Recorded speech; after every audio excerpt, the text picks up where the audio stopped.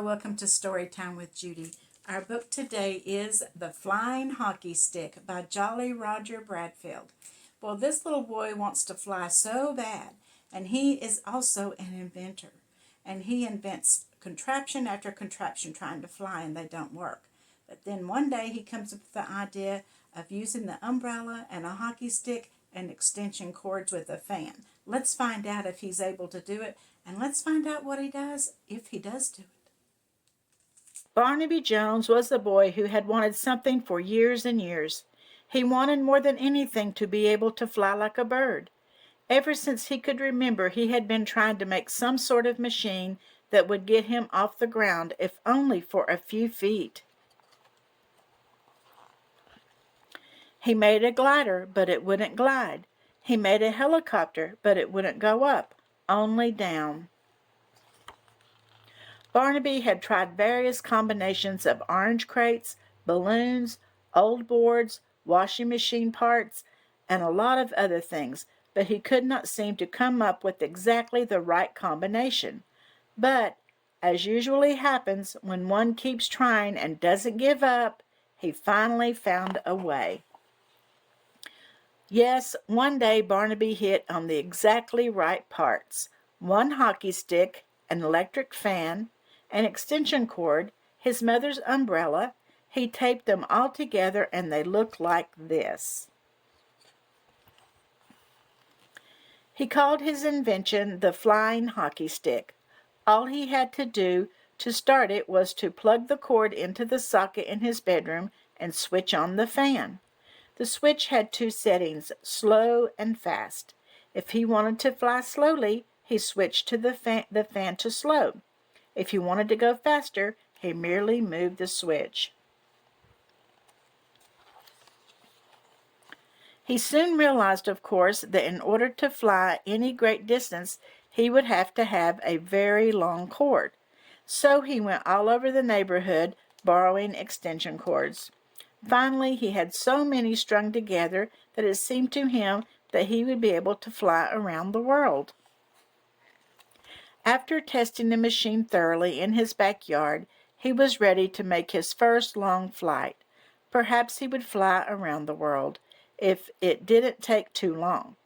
His mother made him a lunch of peanut butter sandwiches and a pickle and kissed him goodbye. The flying hockey stick worked perfectly. He switched the fan to slow and climbed smoothly into the air. The extension cords unwound smoothly off the back of the hockey stick as he flew along. And oh, what a thrill it was! He soared to the top of a huge oak tree and peeked at a family of birds in their nest. He waved at the man in the window of a tall building. He surprised some people in an airplane. Then Barnaby Jones spotted some smoke rising in the distance and flew toward it. Soon he could see that it came from a burning building in a nearby town. Switching the fan to fast, he was soon at the building. In a window on the top floor was an old lady. Some firemen were trying to reach her, but their ladders weren't long enough. "Help!" she cried. "Save me!" Barnaby flew up to her window. "I can't believe my eyes, but I'm very glad to see you," said the old lady. "Please climb aboard, ma'am," said Barnaby politely. The poor woman had no choice, for the flames were getting close. Putting on her Sunday hat, she climbed onto the hockey stick behind Barnaby Jones, and they zoomed away.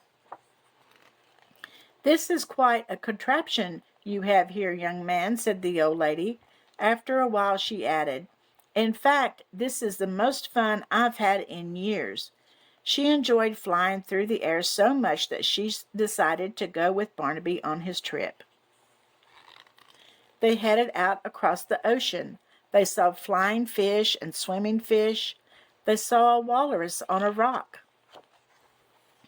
They saw a great whale surface and send up a spout of water.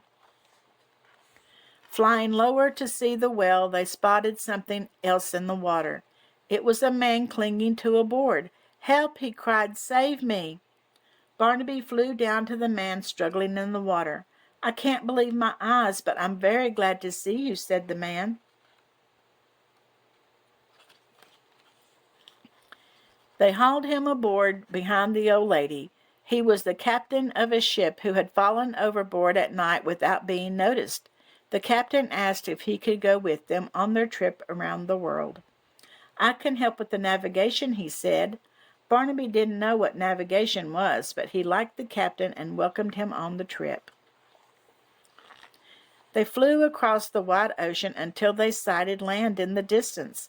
It looked like an island covered with dense jungle and surrounded by a sandy beach. As they came closer, they saw someone dash out of the jungle onto the beach. He was yelling and waving his arms.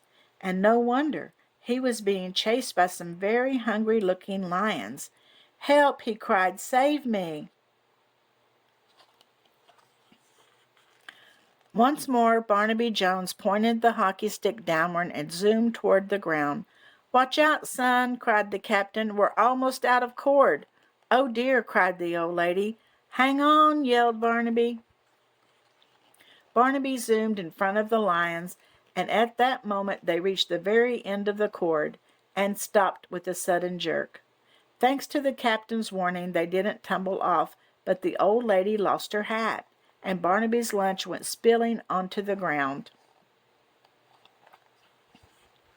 The lions, racing at full speed, tripped over the cord.